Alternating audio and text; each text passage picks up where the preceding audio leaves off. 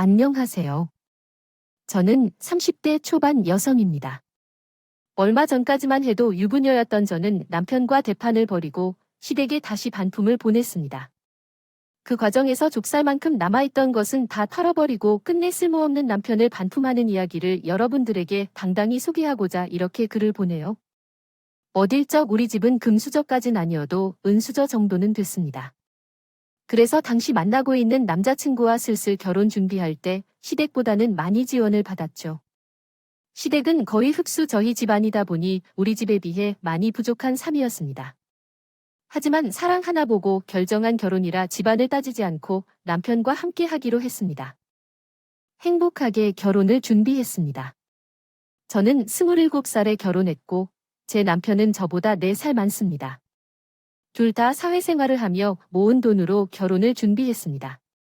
오빠, 우리는 결혼 준비를 해야 해. 서로의 경제 상황을 솔직히 이야기해야 해요. 저는 회사에서 일하면서 약 8천 정도를 모았어요. 오빠는 9천 정도 있는 걸로 알았거든요. 얼마쯤 모았는지 묻는다면 저는 3천 정도 모았어요. 오빠는 얼마 모았는지요?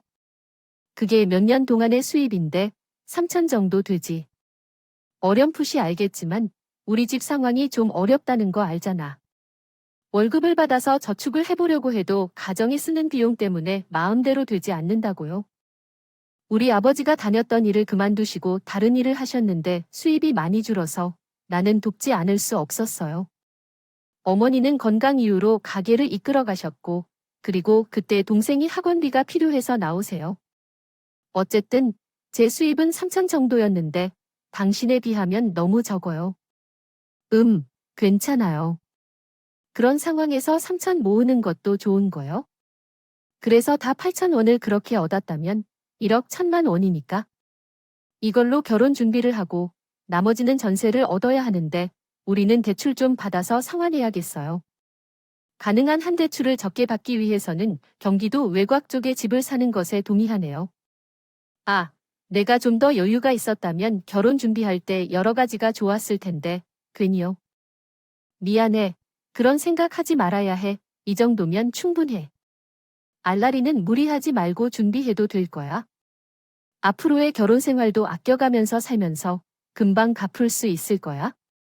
너무 그렇게 생각하니까 정말 고마워. 앞으로 나도 돈을 열심히 관리할게. 그래, 우리 함께 노력하자. 그리고 우리는 서로의 힘으로 결혼하기로 한 거니까 양가의 호소나 이해 당일 전문하지 않는 게 좋을 거야. 그렇게 하자. 우리 둘은 양가의 도움 없이 서로의 힘으로 결혼식 준비를 시작했어. 양쪽 집안에도 말씀 전해줬는데 결혼식 준비에 대해 도움을 받을 수 없다는 얘기였어. 시세집 쪽은 협조해줄 여력이 없어 우리 뜻대로 해달라고 하셨지만 우리 집은 다르게 생각했어요. 혼수나 예단은 그렇다 쳐도 신혼집 대출 이야기에 대해 의견을 나누었어요. 둘이 함께 상환한다고 하지만 결혼 생활을 시작하는 게 너무 어려워. 경기도 외곽이라 해도 한둘 푼 필요한 게 아니겠지만 내가 예상한 대로 정말 어렵군요. 엄마가 능력 있는 남자를 만나라고 권유했지. 그러니까 식탁에서 지원도 받고 얼마나 좋겠어요. 엄마는 이미 다 이야기가 끝났다며 왜 여전히 우리 남편에 대해 말을 하시죠? 맛있는 음식 먹은 후에도 사랑이 더 중요한 거잖아. 시작은 조금 어려울 수 있지만 그래도 열심히 살기 위한 원동력이 생겼어요. 걱정을 안 끼치기 위해 열심히 살아가는 모습을 보여줄 거라 생각해. 그렇죠. 이미 모든 게 결정된 상황이라고 말해줬잖아. 아마도 엄마가 속상하신 것 같아. 하지만 내가 당신을 이해하겠어요. 조금 가만히 있어 보자. 경기도 외곽이면 대출을 얼마나 받을 생각이세요? 우선 은행에 가셔서 2 확인할 건데 최소 2억은 받아야 하지 않을까요? 요즘 이자도 꽤 높은 편이라던데. 너희 둘이 벌어서 생활비를 제외하고 접촉하면 대출 분담이 풀릴 거라 생각해? 아무래도 조금 따뜻해지겠지만 그럭저럭 될 것 같네요. 그런 얘기보다는 그 돈을 아빠랑 엄마에게 빌려달라고 해. 아니, 아빠랑 엄마가 아니라고 이미 결정했어요. 우리는 우리 힘으로 결혼하기로 했고 시작하면서 지원받은 것도 없는데 어떻게든 우리가 해결할 거예요. 대출을 구하고 그 이자까지 갚아나갈 수 있을까요? 첫째는 어떻게 물을 따야 하는지를 가르쳐야 해. 이것은 중요한 문제야. 아빠가 말했어. 덤으로 너의 식신을 도와주려고 돈 따로 모아놓았고. 그러나 양쪽 집에서 일절의 도움만 받는 너희 두 사람이 결혼한다는 것에 대해 걱정도 했지만 한편으로는 기특해서 말하지 않고 그저 가만히 있었어. 그러나 이제 어쩌면 우리가 결혼비를 대려주고 두 사람의 힘으로 결혼하게 될 수도 있겠지. 내 생각에는 서로의 힘으로 결혼하는 게 중요하다고 생각해. 우리가 맡겨주는 것은 그냥 주는 것이 아니라 빌려주는 거야.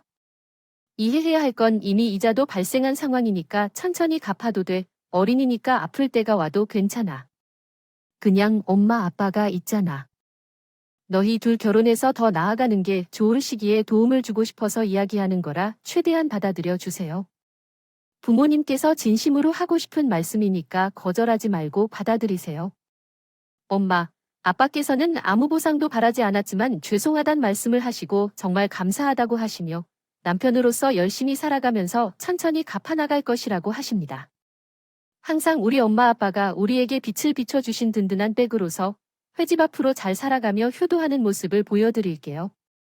우리 부모님께서는 집 구입을 돕고 남는 금액을 빌려주실 것이고 더 나아가 전세대출보다 집을 구입하는 게 더 좋다고 하십니다. 부부 공동 명의로 집을 짓는다면 부모님의 도움으로 집을 마련하게 되어 정말 고맙고 감사하다는 마음으로 받아들이겠습니다. 사실을 남편에게 이야기하지 않았어요. 빌리는 돈을 천천히 갚기로 했더라도 남편으로서는 존경심을 잃지 않을까 걱정이 되었기에 비밀로 했습니다. 부모님도 그렇게 하는 것이 좋을 것 같다고 하셨고요. 우리는 경기도 외곽 쪽에서 적당한 선에서 신혼집을 얻었고 저희가 가지고 있는 금액에서 일정 부분을 해결하고 나머지는 부모님께서 주신 돈으로 해결했습니다. 남편은 제가 받은 대출금으로 해결되었다고 생각하고 있어요. 결혼 준비를 막바지에 이르렀고 무사이식을 마쳤습니다. 드디어 남편과 신혼집에서 알콩달콩하게 생활을 시작했어요. 그런데 이런 신혼생활을 방해하는 사람이 둘 있었는데 그건 다름없이 시어머니와 아버지였습니다. 쉬었다가 시댁에 가면 은근히 저를 부르시며 음식을 먹으려 하거나 대화를 나누며 절 까듯이 잡으시곤 하셨어요. 그러니까 궁계 제 며느리의 솜씨를 보니 집에서 귀하게 자란 티가 나더라고요. 얼마나 귀한 딸이길래 손에 물이 한 방울도 안 묻히고 차린 걸 보면 나보다 더 귀한 참자리를 내린 거죠. 세원이 우리 집보다 더 잘 사니까 집에 오면 이런 대접을 받나 봐. 우리 친정 엄마는 귀한 딸이 다 못하게 일부를 못 사시는 건 아니었죠. 도와드리긴 했지만 제가 여기서는 발전이 없는 것 같아요. 해외에 가서 어떻게든 더 발전될 수 있으니 그래도 앞으로는 더 많이 할 기회가 있겠죠. 어머니께서 하는 것을 보면서 열심히 하고 있습니다. 배울 게 많아요. 집에서 엄마를 몇 번 도와드렸지만 제가 살림을 맡은 적이 없어서 서툴러서 그랬죠. 하지만 이건 저뿐만 아니라 결혼한 다른 여성분들도 처음부터 살림 솜씨가 훌륭하지는 않다는 점을 말씀드리고 싶습니다. 물론 잘 아시는 분들도 계시겠지만 말이에요. 게다가 시어머니는 그렇다 치고 나이 어린 아가씨까지 은근히 돌려 말하며 사람을 꾸짖는다면 참답지 않다고 생각했습니다. 하지만 어디서 일일이 다 따지고 살 수 있나요? 괜히 불안케하고 쉽지 않아서 남편 생각해서 참고 넘긴 적이 많았어요. 그런데 때로는 우리 부모님까지 걱정해야 할 때가 있어서 이야기할 때 기분이 매우 나쁘다 느꼈습니다. 턱걸이로 다짐하며 끝났답니다. 우리 집안에서 베푸는 게 없다나 뭐라나 이야기하는데 정말 기가 찼습니다. 아니 근데 우리 사동 때 살림은 우리 집보다 훨씬 사람 있는 여의로 오실 텐데 어떻게 결혼한 다시 기계 지원 안 하시니? 그런데 당연히 양쪽 지원 없이 결혼하기로 말씀드렸기 때문에 그렇죠. 아이고, 아무리 너희가 그렇게 말을 했다고 하더라도 귀한 자식이야 뻔하지 않았는데 여유 있는 쪽에서 생각 좀 해야 되는 거 아닌가 해서 그렇지 뭐. 우리 집이 아니라 워낙이 여유가 없으니까 그렇다 쳐도 생각은 달라요.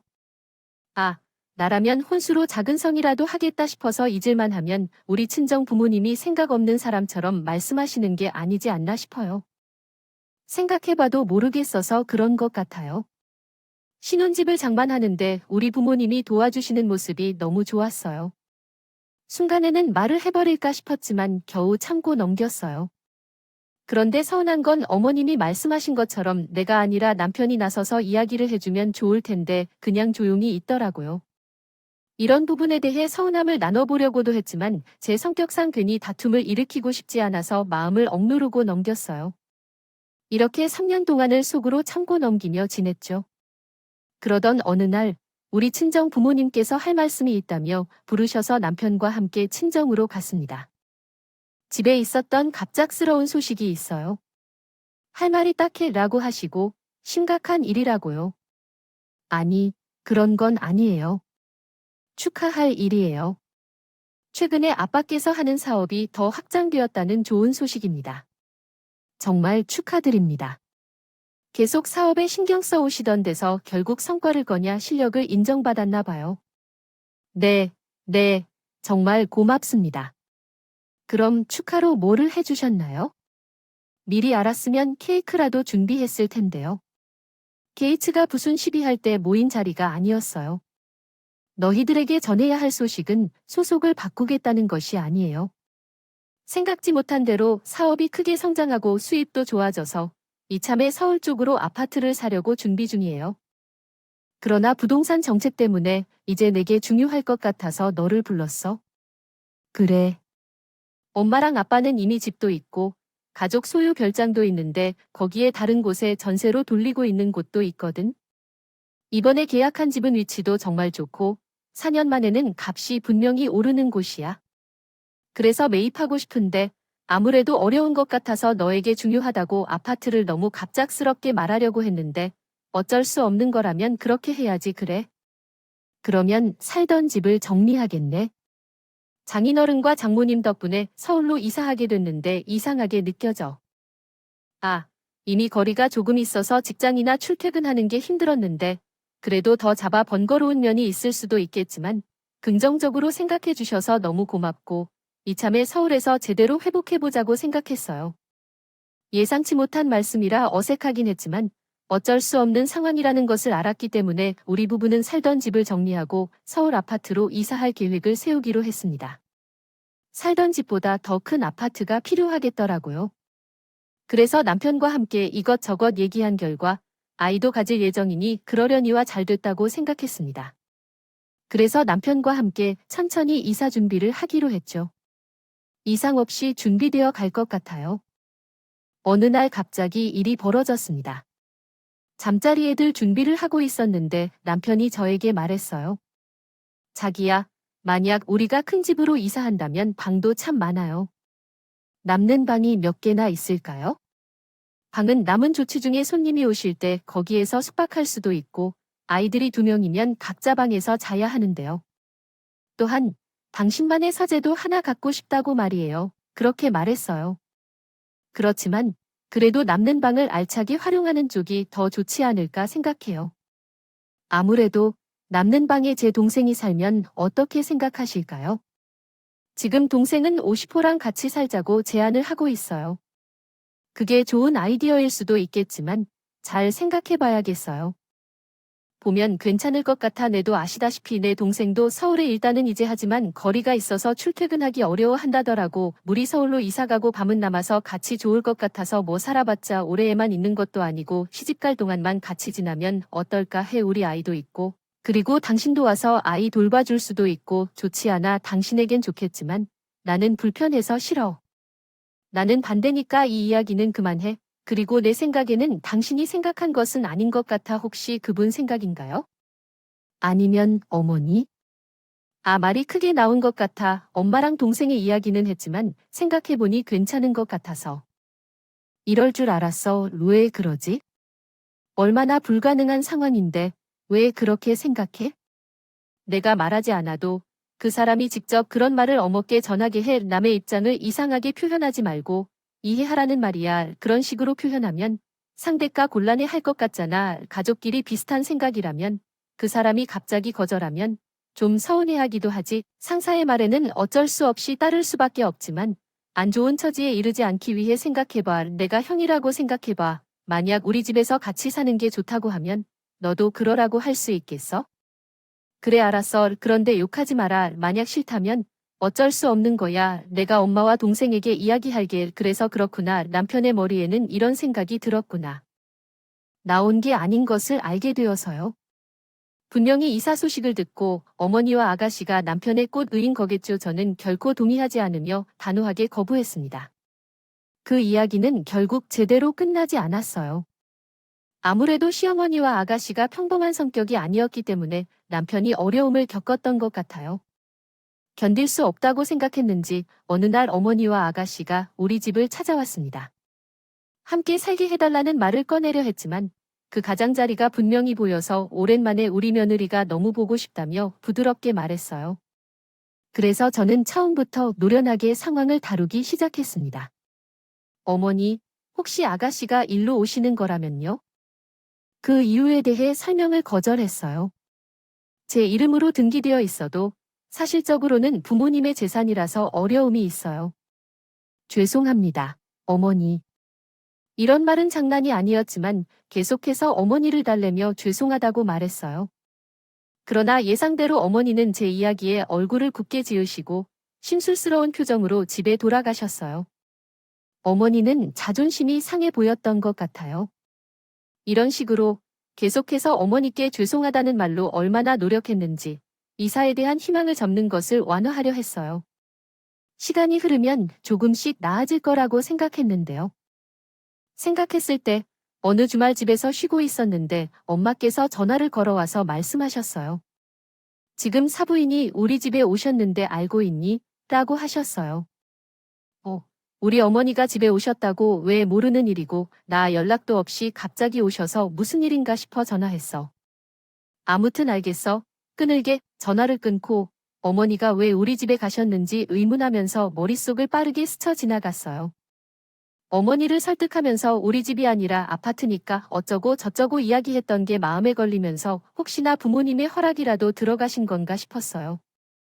심장이 덜컥 내려앉은 채 사색한 얼굴로 급히 웃으며 남편에게 말했어요. 빨리 친정으로 가자고 했어요.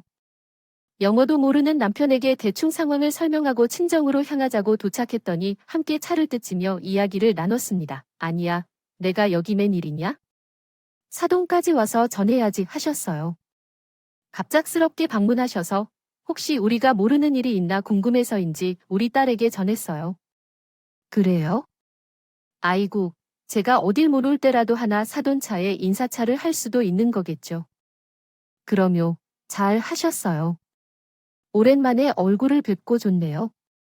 자주 만나고 싶은데 사는 곳이 어디죠? 오랜만에 얼굴을 보게 되네요. 아, 내 정신 좀 바뀌어요. 제가 축하받을 일이 있었어요. 사업이 크게 잘 된다고 아이들을 통해서 들었습니다. 정말 축하드립니다. 경사네요. 경산에서 서울 아파트 한 채를 사셨다면요. 이번에 얘들이 이사를 준비하고 있는데 집이 꽤 넓고 방도 많다고 하더라고요. 그래서 말인데 그 많은 방 중에 하나를 우리 딸이 사용하면 어떨까 해서요. 제가 며느리에게 이야기를 해봤는데 아무래도 아버지께서 사주신 거니까 이렇게 말씀드리고 허락을 받았는데 도리라 생각됩니다. 아시는지 모르겠지만 우리 딸도 서울에서 일하면서 출퇴근이 정말 어렵잖아요.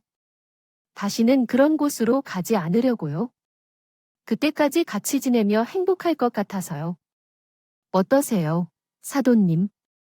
아, 글쎄요. 생각을 좀 해봐야겠지만 우리는 딸의 의견을 존중할 것 같습니다. 솔직히 말하자면 사전에는 우리 집보다 더 부유했던 거 아니에요? 결혼 전에는 조금 서운했죠. 그래도 혼수로 어느 정도 생각해 주실 줄 알았어요. 우리 집이 어려운 상황이라서 그런데 혼수로 생각해 주시겠죠? 뭐 비싸고 큰 걸 바랐던 건 아니었는데요. 그래도 작게나마 성의를 표시해 주실 줄 알았습니다. 다 지나고 나니 마당에서 이런 말씀을 꺼내드릴 줄은 몰랐지만 그때 제 심장이 그랬다는 거죠. 계란 같은 것들은 그때 못 해주신 것들을 이렇게 갚아주시면 어떨까요? 이건 아니에요. 아니, 어른분들이 말씀하시는데 어디서 소리를 지르십니까? 말씀 중에 죄송하지만 이런 경우가 아닌 게 아닙니까요? 어머님의 말씀을 듣다가는 더는 참을 수 없어서 뚜껑이 열리고 말았습니다. 그리고 그대로 어머님에게 묵혀뒀던 내용까지 쏟아냈어요. 제가 나서지 않으면 이 상황은 해결되지 않을 것 같았습니다. 옆에서 나와 함께 듣고 있던 남편은 그저 멍청이일 뿐이에요. 어떻게 그렇다 하더라도 그 이야기를 여기서 할 일은 없어요. 이건 우리 부모님을 무시하는 것과 다름없어요. 제게 많이 하는 게 충분하지 않아요. 그게 뭐라고 여기까지 와서 하는 거예요? 거기서 하는 말씀도 지나치고 있어요. 아니, 이게 부자부자해서 아주 쉽게 어머니를 모욕하는데 내가 무례한 말 한 적이 있습니까? 왜 이렇게 싸울 건가요? 당연히 할 수 있는 말이겠지요. 너 지금 나를 모욕하고 있느냐? 하긴, 우리 집보다 낫다고 해서 여러모로 모독하는 것 같아요. 나 없을 때 우리 아들도 모욕하니 얼마나 시어머니를 무시하면 이러게 되는 거야? 버릇없이 골골 풀어나가는 그 애는 정말 문제야? 이러한 태도를 보면 몸과 얼굴에 탑재된 것 같아 감정적으로 이해하지 말고 천천히 이야기해보는 것이 좋아. 무슨 이야기를 풀어야 할지 모르겠어요. 그러니까 준다는 걸로 얘기하는 건가요? 사람들이 이런 식으로 버릇없이 굴면 대체 어떤 교육을 받았을까요? 어른들이 얘기를 할 때 끼어들지 말고 시어머니께서는 눈을 바라보고 말을 듣고 조용히 해야 한다고 가르쳐 주셨어요. 저희 아들에게는 이런 교육을 안 시켰는데 어른들이 중요한 대화를 나누는데 끼어들어서 죄송합니다. 결국 내가 또 시켜야 할 거야. 이렇게 부모님을 상대로 이런 식으로 말을 하면 좋은 게 아니에요. 그런데 계속해서 이야기를 듣다 보면 해결 방법이 나올 거예요. 지금 여기가 어디인지 우리 딸 앞에서 제 딸을 혼내야겠어요. 그리고 저희가 딸의 교육을 제대로 시켰습니다. 항상 어른들에게 예의를 갖고 바르게 행동하라고 가르쳤어요. 또한 어른이라고 해도 참지 말고 할 말은 당당하게 해야 한다고 말했어요. 아무리 어른이라고 해도 어른 같은 사람들은 한두 명 있을 뿐입니다. 그저 나이만 먹은 것뿐이에요. 이제 보니 제가 우리 딸을 참 잘 키워왔네요. 그녀가 아닌 곳에 안 된다고 밝혀진다면 똑바로 말해야 한다는 것이죠. 무슨 소리야? 아니, 이제 사도 말고 그만하자. 이젠 나한테 맞서줄 때가 되었으니까. 뭐, 상대? 이게 정말. 시어머니가 제 말을 듣고 발끈하더니 순간적으로 쟤를 한 대 치료가 있다고 해요. 저는 그런 시어머니의 손을 책살게 잡아 뿌리쳤어요. 시찬하다. 손까지 되시려고요. 정말 볼수록 각원이 신을 한 번만 더 내 몸에 손대기려고 했다간 나도 가만 있지 않을 테니까 조심해요. 그리고 내 이야기 잘 들어요. 우리 부모님이 해주신 집에 남편이랑 저는 초콜릿 예정이었으므로요. 안 그래도 요즘 직구하기가 얼마나 힘든데 정말 건져 넣은 행운인 거죠. 반면에 시댁에서는 모르겠죠. 회중과 일 없으면서 바라기만 바랬죠. 그걸 두고 염치가 없다고 하는 거고요. 부모님이 주신 집에 왜 당신 딸을 데리고 살아야 하는데요? 세상에, 오늘 며느리가 좋다고 합니까? 그렇다고 평소에 잘 지내던 사이라면 모를까? 성격이 머리부터 발끝까지 당신을 쏙 빼닮아서 정말 싫었다고요. 입만 열면 무시가 안 되는 살림에 힘들지 않은가요? 잘 사는 너희들은 지금 뭘 좀 해줘야 하는 거 아니에요? 촬영하는데 정말 구체적으로 생각해 보셨나요? 없는 살림이라고 기대만 하고 있는 거지. 근성을 가져다 버리고 감사함을 좀 찾으세요. 그게 너무 부족하니까. 서울로 이사를 가는 거라면 좋은 집에 눈 돌리지 마시고 아가씨들을 끼워 넣고 나서 어머니까지 오게 도록 생각하신다는 거 저는 예상하지 못했어요. 그렇게 사고 싶으시다면 능력으로 이루셔야지. 어디까지나 기기들에만 궁리할 뿐이라 하지 마세요. 정말 싫어. 내가 말한 바에 따르면 너도 우리 엄마에게 말 못하겠다는 게 실질적인 문제란다. 너무나도 답답해. 남편의 말이 끝날 새도 없이 바로 내 손으로 얼굴을 가볍게 치고 세계가 무너지는 것처럼 소리를 질렀어. 갑자기 나에게 뺨을 맞고 당황한 남편이 놀라 돈으로 바라보더군. 닥쳐라고 말하니까 내가 그동안 뭐 했어서 나서야 되냐? 내가 진짜 중요한 것만 해도 이런 일은 일어나지 않았을 텐데 라고. 그러면서 내가 엄마와 동생에게 시달리면서 받았던 것들을 그냥 무시하고 지켜볼 수 있게 만들었잖아. 맞나? 맞지. 그랬는데 이제 와서 내가 삐딱하게 개입할 자격이 있다니? 이젠 싫어. 내가 너랑도 끝날 거라는 것 알아? 우리 둘 다 그런 걸 알아? 그래서 이제 나 이아쯧 아니? 정말. 미쳤니? 휴 어머니에게 하는 말 버릇도 못돼 먹었는데 지금 이야기를 쉽게 해달라는 말이 나와. 아직도 상황을 잘 파악하지 못하시는 것 같아요. 당시에 내가 쉽게 한 말인 것 같아요. 나는 허술하게 그 말을 한 게 아니에요. 당신 아들과 내가 진짜 머리가 나서서 다투게 돼요. 아, 그리고 이사를 좋아하지 않는다면 그렇게 좋아하는 이사를 시켜드릴게요. 아들이 지금 모든 것을 다 정리하고 빠른 시일 안에 당신의 물건들을 이사시킬 테니 기대해 주세요. 뭐, 너 지금 우리 아들을 쫓아낸다는 거야? 우리 아들이 왜 쫓겨나? 엄연히 우리 아들도 그 아파트에 지분이 있는데 내가 사리분별을 못해서 2월에 소리를 쳤어. 누가 이혼하자고 하면 내뱉어. 그런 줄 아냐? 이혼의 이유는 매너스트라 필요 없다. 이혼 사연은 내 책임이란 건 알고 있지? 시어머니에 대한 태도와 남편을 때 먼저 이호인 저게 한 것도 거기에 너희 아파트 대출받아서 같이 바로 갚는 건데 왜 쫓아내려고 그래? 그렇게 이혼하고 싶은 내가 나갈래. 아이고, 뭘 잘못 이해하고 한참 잘못하네.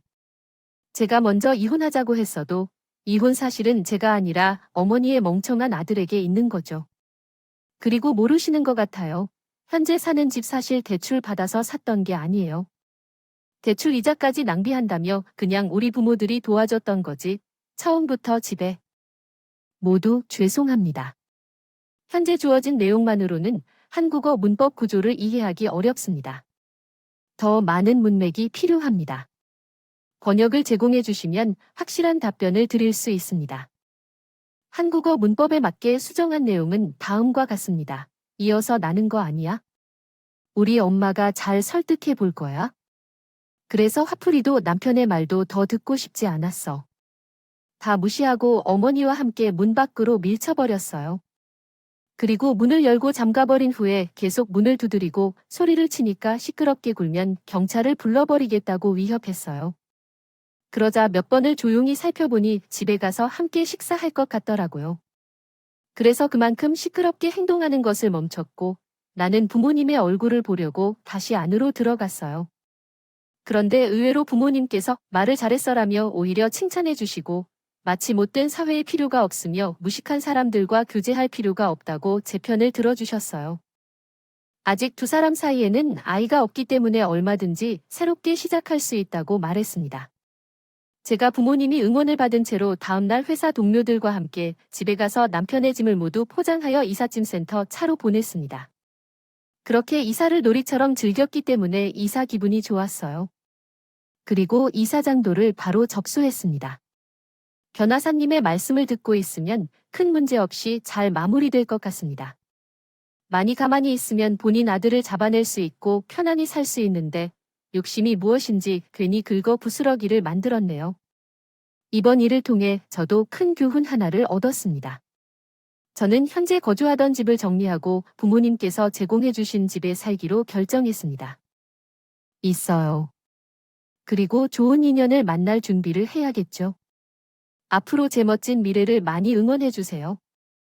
그럼 지금까지 제 긴 사연을 들어주셔서 감사합니다.